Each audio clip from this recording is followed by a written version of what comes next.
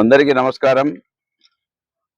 78 సంవత్సరాల స్వతంత్రంలో ఒక మామూలు కుటుంబం నుంచి వచ్చిన బీసీ సామాజిక వర్గ వ్యక్తిగా ఎమ్మెల్యే అయితే ఎన్ని కష్టాలు ఉంటాయో ఈ దేశంలో నేనే సాక్ష్యంగా నిలుస్తానని నేను అనుకుంటా ఉన్నాను.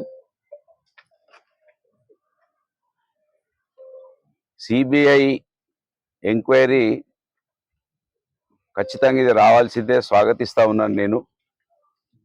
కానీ మంత్రిని ఎమ్మెల్యేగా ఇవాళ ఉన్నటువంటి దుద్దిల్ల శ్రీధర్ గారు మంత్రిని మధుకర్ కేసును హైకోర్టులో వేపించి ఆ రోజున్న బీఆర్ఎస్ ప్రభుత్వాన్ని, నేను ఎమ్మెల్యేగా ఉంటే నన్ను కలిపి వాడుకున్నాడు. మంత్రిని మధుకర్ కేసు, వామన్ రావు గారి కేసు సుప్రీంకోర్టుకు పోయింది, కానీ మంత్రిని మధుకర్ కేసు హైకోర్టు నుంచి బయటకు వస్తలేదు.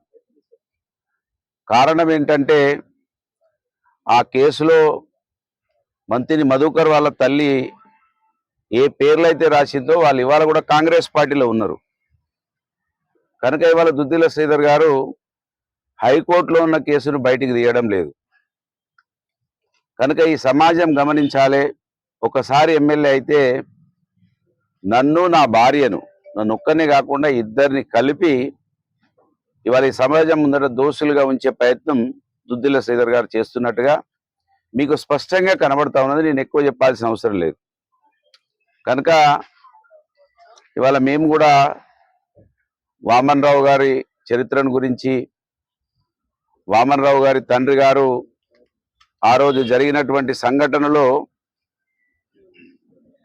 ముందుగా ఏం మాట్లాడిండు HMTV ఇంటర్వ్యూలో, తర్వాత ఏం మాట్లాడిండు అక్కడ కాంగ్రెస్ పార్టీ వాళ్ళ పక్కకు నిలబడి మంత్రి ఎమ్మెల్యేకు సమాచారం ఇచ్చిన తర్వాత కిషన్ రావు గారు మంత్రిని పుట్టమది గారి పేరు తీసుకుంటలేడని వీళ్ళు కాంగ్రెస్ లీడర్లు ఆయన పక్కకి HMTVలో కనబడతా ఉన్నారు. వారిని అది ఎమ్మెల్యే గారికి చెప్తే ఆయన వచ్చి మళ్ళీ ఆయనను కిషన్ రావును మోటివేట్ చేసి మళ్ళీ మాట్లాడితే మా న్యూస్లో ఆ న్యూస్ వచ్చింది. ఆ న్యూస్ను కూడా ఇచ్చినాం. దుద్దిల్ల శ్రీధర్ గారిని కూడా అనేక సార్లు ఆయన ఏ విధంగా వాడుకున్నారు, ఏ విధంగా వాళ్ళ యొక్క కలయిక జరిగిందో కూడా మేము కూడా సిబిఐ గారికి చెప్పినాము. అన్ని కోణాలలో ఆలోచించమని చెప్పినాము.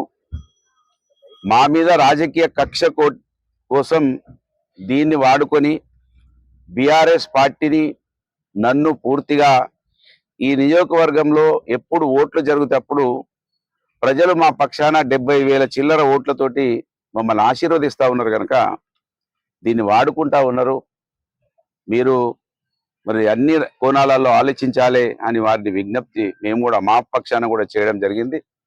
కనుక ఇవాళ భారతదేశ చరిత్రలో ఒక బీసీ మధ్యతరగతి నుంచి ఎమ్మెల్యే అయితే ఎన్ని ఇబ్బందులు జరుగుతున్నాయో ఇలా స్పష్టంగా కనబడతా ఉన్నది. శ్రీనివాసు నాకు అక్క కొడుకు, మీనల్లుడు. కొడుకు తప్పు చేస్తేనే తండ్రికి శిక్ష లేదు, అక్క కొడుకు తప్పు చేస్తే నాకు శిక్ష వేయమని దుద్దిల్ల శ్రీధర్ గారు సుప్రీంకోర్టుకి వెళ్ళి ఈ విధంగా హింసించడము ఈ సమాజం అర్థం చేసుకుంటుందని నేను భావిస్తున్నా. ఏది ఏమైనప్పటికీ చట్టాల మీద, వ్యవస్థ మీద మాకు నమ్మకం ఉంది. మా దేవుడు బాబాసాహెబ్ అంబేద్కర్ గారు రాసిన రాజ్యాంగాన్ని అనుసరించి ఈ చట్టాలు పనిచేస్తే అని నేను భావిస్తున్నా. ఆ రోజు పోలీసు వాళ్ళు ఏ ప్రశ్నలు అయితే వేసినారో ఇవాళ సిబిఐ వారు కూడా అదే ప్రశ్నలు వేసినారు. శ్రీనివాసు ఏమవుతాడు మీకు, ఆయన మీకు ఫోన్ చేసినట్టుగా ఉన్నది, మీరు ఆయనకు ఫోన్ చేసినట్టుగా ఉన్నదని వారు అన్నారు. ఖచ్చితంగా నేను ఫోన్ చేసినా నాకు అక్క కొడుకు అని చెప్పినాము. సో దీని మీద ఇవాళ దీన్ని పెద్ద ఎత్తున పూర్తిగా మేము రాజకీయంగా చూడండి. ఇలా నా ఒక్కరి పేరు పెడితే ఓకే, కానీ నా భార్య పేరును కూడా సుప్రీంకోర్టులో వాళ్ళు వేసినారు. నాకు ఆమె సహధర్మచారిగా అన్నిట్లలో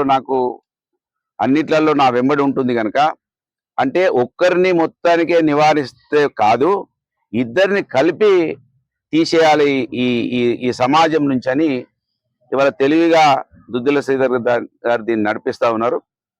ఖచ్చితంగా మేము ఈ మట్టిలో పుట్టిన బిడ్డలుగా మా సమాజం కోసం ఎన్ని కష్టాలైనా భరిస్తాము. మేము దేనికైనా సిద్ధంగా ఉన్నాం.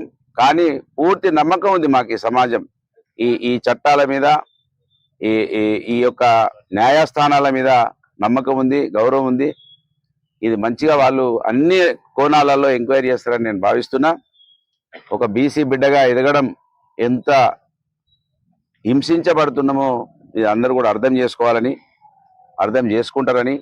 మంత్రిని మధుకర్ కేసు గురించి దుద్దిల్ల శ్రీధర్ గారు ఎప్పుడు మాట్లాడతారో, ఇవాళ మా గురించి సోషల్ మీడియాలో అనేక టీవీలలో వేస్తున్నటువంటి పెద్ద పెద్ద ఛానల్స్, పత్రికలు కూడా మంత్రి మధుకర్ కేసు గురించి కూడా చూపించండి, మంత్రి మధుకర్ కేసు కూడా బయటకు రావాలని డిమాండ్ పెట్టండి.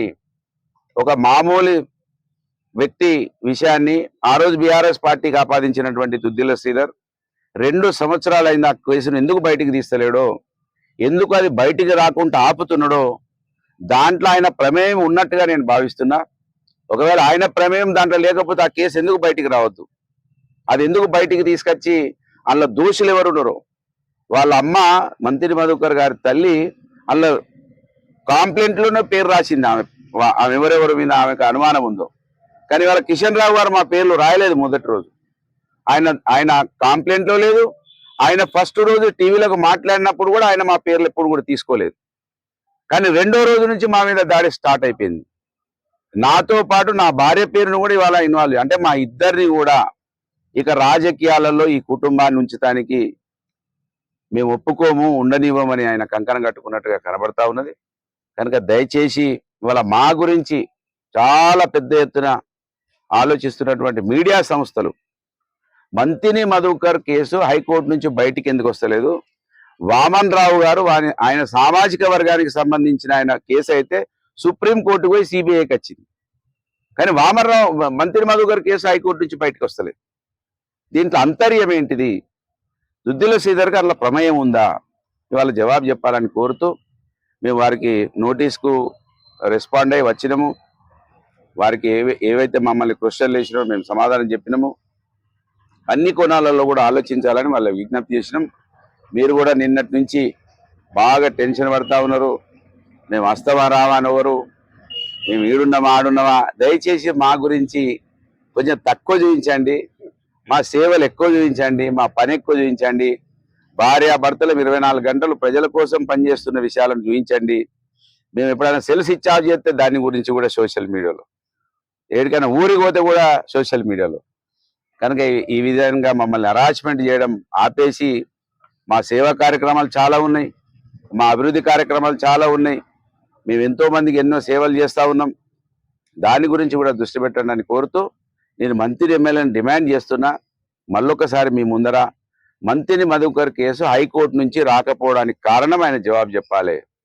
వామన్ రావు గారు ఆయన సామాజిక వర్గానికి సంబంధించిన ఆయన అయితే సుప్రీంకోర్టు దాకా కేసు వేయింది, సుప్రీంకోర్టు నుంచి సిబిఐకి వచ్చింది.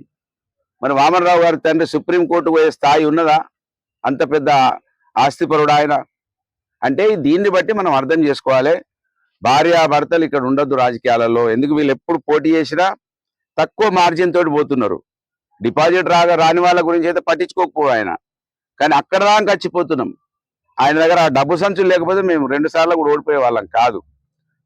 డబ్బు సంచులు పట్టుకురావాల్సి వస్తుంది వీళ్ళ కోసమని ఇవాళ ఈ కుట్రలు జరుగుతూ ఉన్నాయి. దీని గురించి కూడా ఆలోచించాలని కోరుతూ మీ అందరికీ కూడా హృదయపూర్వకంగా ధన్యవాదాలు. జై తెలంగాణ.